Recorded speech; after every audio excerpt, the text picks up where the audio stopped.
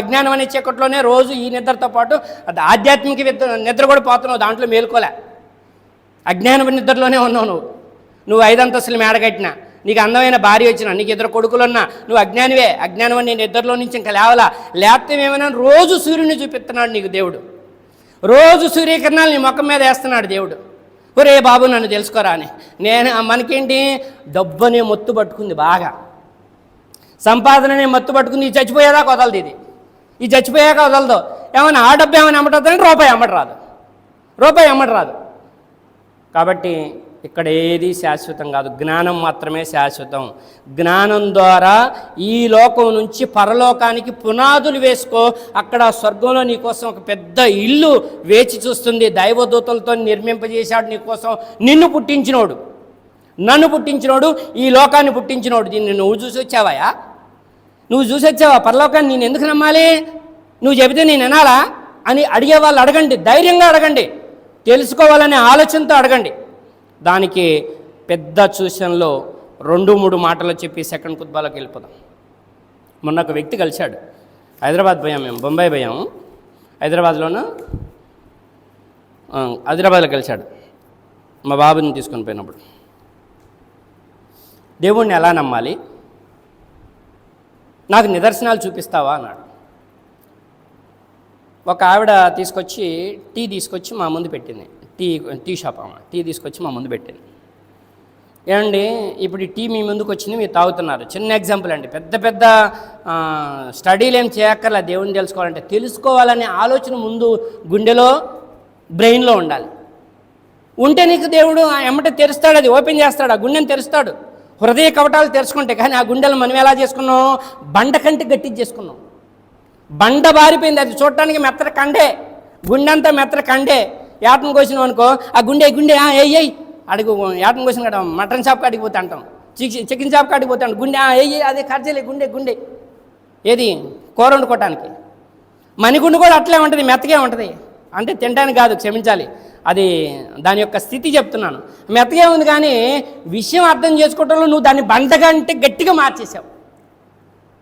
ఆయన్ని అడిగాను, అండి ఈ టీ తీసుకొచ్చి మన ముందు పెట్టింది కదా, ఈ టీ ఆమె పెట్టి తీసుకొచ్చి మనకి ఇచ్చింది, దీన్ని తయారు చేసిన ఒక ఆమె ఉందని నమ్మాలా వద్దా అన్నాను. అదేంటండి, నమ్మాలి కదండి అన్నాను.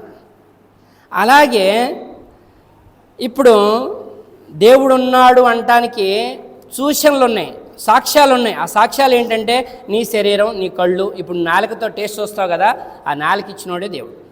ఆ నాలుక లేకపోతే నువ్వు టీ ఆడ తాగుతూ టేస్ట్ ఆడ చూస్తావు. శరీరంలో సూచనలు ఉన్నాయి. అలాగే సూర్యచంద్రులు ఉన్నారు. సూర్యచంద్రులు ఒక పెద్ద సూచన. వాటి వెనక భగవంతుడు నడిపిస్తున్నాడని నీ పెద్ద కోర్సులు చదవాలా?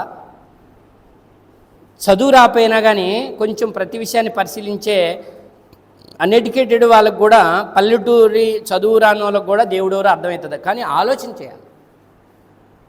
అలాగే భూమి ఆకాశాలు నిశాని, పంచభూతాలు నిశాని అంటే గుర్తు, చూసిన, సాక్ష్యం. ఈ టీ కప్ వెనక తయారు చేసినోడు ఉన్నాడు అని ఎలాగైతే మనం నమ్ముతున్నామో, ఈ సృష్టి వెనక భగవంతుడు ఉన్నాడు, ఆయన నడిపిస్తున్నాడు అని నమ్మటమే నిజమైన దైవాన్ని నమ్మటం. ఈ లేవా నీ కళ్ళకు కానట్లేదా? సూర్యుడు కానొస్తున్నాడా లేడా? చంద్రుడు కానొస్తున్నాడా లేడా? భూమి కానొస్తుందా లేదా? పోనీ నీ కళ్ళు నీకు కానొస్తున్నాయా లేదా? అద్దంలో చూసుకున్నప్పుడు నీ ముఖం నీకు కానొస్తుందా లేదా? నీ ముఖం నువ్వు తయారు చేసుకున్నావా? సూర్యుడిని నువ్వు తయారు చేసినవా? పోనీ నువ్వు అనుకుంటున్న దైవాలు ఎవరైనా తయారు చేశారా? నువ్వు దైవాలు అనుకుంటున్నావు కాదు, వాళ్ళు గురువులు అని చెప్పిన తర్వాత నిజమే అండి అని ఆయన అప్పటికప్పుడు చెప్పడం కూడా జరిగింది. నిజమే, దీని వెనక అంతా భగవంతుడు ఉన్నాడు, ఆయన ఒకే ఒక్కడు, ఆయన ఏ పేరుతో పిలిచినా పలుకుతాడు. కానీ పిలిచేది 3 కండిషన్లు. ఆయన పుట్టించేవాడే కానీ పుట్టేవాడు కాదు, ఆయన మరణాన్ని ఇచ్చేవాడు కానీ మరణించేవాడు కాదు, ఆయన భూలోకంలో కనిపించడు. కనిపించిన దానికల్లా దైవత్వం ఇద్దామంటే నువ్వు అజ్ఞానం అనే నిద్ర ఇంకా పోతూనే ఉన్నావు. జీవితకాలం పోతావా, తర్వాత నీకు పెద్ద నిద్ర ఉంటుంది. ఆడ ఇంక నిద్రే లేకుండా ఇంకొక లోకం ఉంటుంది. దేవుణ్ణి తెలుసుకోకుండా జీవితకాలం నువ్వు నిద్రపోయావనుకో, నిద్రే లేని ఒక లోకం ఉంటుంది. నువ్వు నిద్రపోదామన్నా నిద్రపోనీయరు. నిప్పుల కొంపటే, అర్థమవుతుందా? అగ్గి ఆరదు, పురుగు సావదని చెప్పి ఆ గ్రంథంలో, ఈ గ్రంథంలో, అన్ని గ్రంథాల్లో చెప్పాడు. ఇంకా అక్కడ నీకు నిద్రే ఉండదు. ఇక్కడ ఇప్పుడు జీవితకాలం నువ్వు దేవుణ్ణి తెలుసుకోకుండా నిద్రపోయావనుకో, తర్వాత నీకు నిద్ర ఉండదు పోవటానికి. ఇక్కడ నీళ్ళు తాగినంతకాలం నీళ్ళు ఇచ్చినోడు దేవుడు అని తెలుసుకోలేదనుకో, తాగడానికి నీకు నీళ్ళు ఉండవు. ఇది నా మాట కాదు, ఇది దైవం మాట. నువ్వు ఆహారం తిన్నంత వరకు ఆహారం ఇచ్చి దాన్ని రుచి చూపించిన వాడు దైవం ఒక్కడే అని తెలుసుకోలేదనుకో, తినడానికి నీకు తర్వాత ఆహారం ఉండదు. చచ్చిపోయినోడికి ఆహారం ఎందుకండి, చచ్చిపోయినోడికి నీళ్ళు ఎందుకండి అని మీరు అనొచ్చు, ప్రశ్న వేయొచ్చు, తప్పులేదు. కానీ ఈ లోకానికి తీసుకొచ్చినోడు నీకు ఒక అద్భుతాన్ని చూపించాడు. తల్లి గర్భంలో ప్రాణం వచ్చిన కాడ నుంచి ఆ ముక్కుతో గాలి బీలవలేదు, బయటకు వచ్చేదాకా 9 నెలలు అంటే 3 నెలల కాడ నుంచి 6 నెలల ప్రాయం ముక్కుతో గాలి బీలవకుండా నిన్ను ప్రాణంతో ఉంచాడు. గర్భలోకం ఒక అద్భుతమైన లోకం, తల్లి గర్భం అనే లోకం ఒక అద్భుతమైన లోకం. మెతుకు తినకుండా నిన్ను 6 నెలలు ప్రాణంతో నిలిపాడు. అవునా కాదా? అలాంటి వాడికి మరణం తర్వాత ఇంకో లోకానికి తీసుకుపోయిన తర్వాత నీ శరీరాన్ని నీకు ఇచ్చి నీకు ఆకలి దప్పులు పెట్టాను, అది నువ్వు చూడాలంటే నువ్వు చచ్చిపోవాలి, లేదా చచ్చిపోయిన వాళ్ళు ఎవరన్నా వచ్చి ఇక్కడికి వచ్చి చెప్పాలి. అది సాధ్యమైద్దా? అది చూపిస్తే నువ్వు భయపడేది ఏంది? అర్థమవుతుందా? సారు కొడతారని, రేపు బాగా కొడతారని ఆ సారు పాఠం చదువుతాం, పనిష్మెంట్ ఇస్తాడని తెలిసిన తర్వాత నువ్వు భయపడి దేవుడు ఒక్కడని ఆరాధన చేస్తే అది లెక్కలోకి రాదు. జ్ఞానంతో ఏది చెడు ఏది మంచి తెలుసుకోవటమే నిజమైన మానవ జీవిత పరీక్ష. ఎవరి దేవుడు కాదు అని నీ జ్ఞానంతో తెలుసుకోవటమే నిజమైన పరీక్ష. పరీక్ష హాల్లో సారు పాఠం అప్పచెప్పతే కొడతాడు, కానీ పరీక్ష హాల్లో చూడండి ఎలా ఉంటుంది.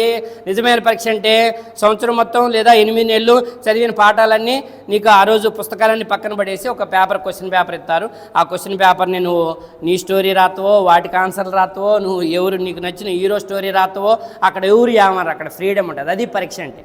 అర్థమవుతుందా? ఇక్కడ కూడా అంతే. నువ్వు దేవుడు అంటవా, దేవుణ్ణి కాని వాళ్ళని దేవుడు అంటవా, ఆడికి పోయే ఎవరికైతే దైవత్వం ఇస్తావా, అక్కడ ఈ స్వేచ్ఛ నీకుంది జ్ఞానం వచ్చాక. కానీ మరణించిన తర్వాత వీటన్నిటికి సమాధానం చెప్పాల్సిన అవసరం ఉంది.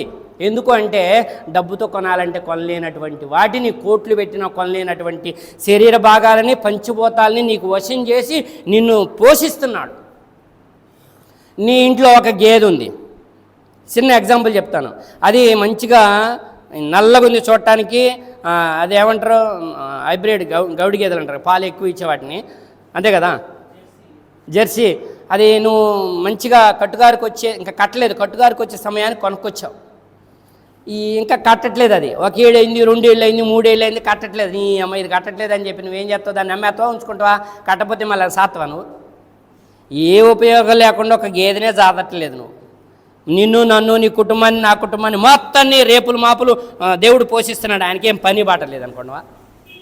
ఆయన ఇది ఎగ్జామ్, దీనికంటే ఉత్తమమైన బహుమానం ఇవ్వటానికే ఈ మానవ జీవితం జ్ఞానవంతమైన, గొప్పదైన, ఆదర్శవంతమైనటువంటి మానవ జీవితాన్ని జ్ఞానం ఇచ్చి మనకి పరీక్ష పెట్టాడు. ఈ పరీక్షలో పాస్ అయ్యే బాధ్యత మనదే. నువ్వు పాస్ అవ్వాలంటే దేవుడు నిన్ను పాస్ చేపిస్తాడు. నేను పాస్ కాను, నేను తెలుసుకోను, నేను ఇంతే ఉంటా అంటే నీ కర్మ తర్వాత వీటన్నింటికి లెక్కప్ప చెప్పాలి. ఇదే మానవ జీవిత పరమార్థం.